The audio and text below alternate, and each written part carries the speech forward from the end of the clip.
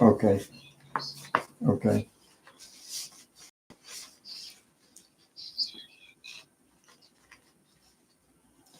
Hello, this is Mario Farina. I'll be reading love letters to you. Love letters. Honey, I have the feeling you want to ask me something, said Marian. Yes, I do, sweetheart, responded her husband.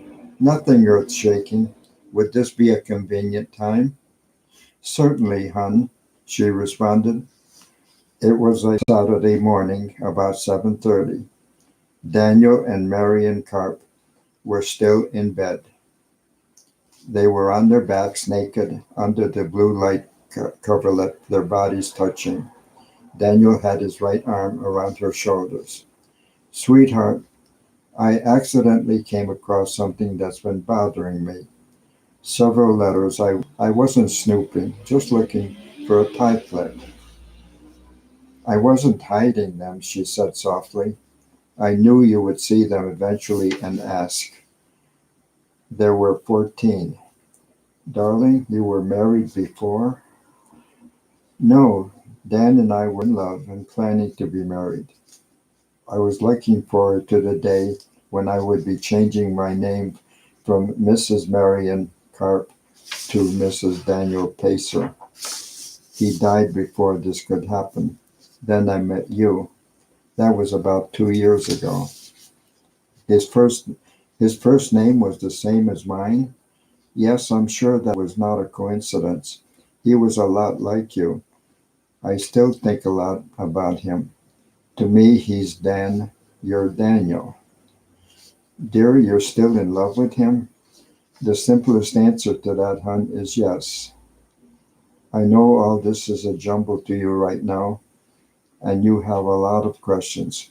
Let me tell you a story, and this will answer the many questions that you have. Please do, he said. Dan and I met. We dated and fell deeply in love. He was a wonderful man. If I had searched for 1,000 years, I would not have been able to find a man I could love an iota more. He was in the National Guard, and there was the Iraq War. He was killed in Basra. It had been an IUD.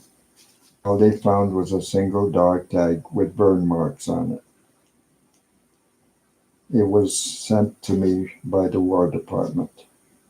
He had been in Iraq only 15 days, and he had sent me a letter every day but one.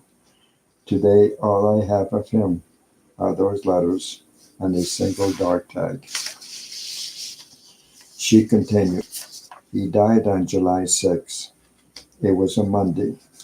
That was the same day I met you for the first time. This date was your first day at the company where I was employed. When Mr. Chandler introduced me to you, he asked if I would show you the ropes. She paused. I remember that, said Daniel. When you were gone for a long time, I wondered why, but never asked anyone. It wasn't any of my business. Word came that Dan had been killed, and I went to pieces. Then I returned to work. You and I began seeing each other. Our talks during breaks helped me learn how to live again. Our talks during breaks helped me learn how to live again. You told me you had been in Fallujah and discharged after you had been wounded. That was the second coincidence. The first was that your first name and Dan's were the same. The last letter from him arrived after he had died. That must have been horrible, said Dan. I could understand why you saved it.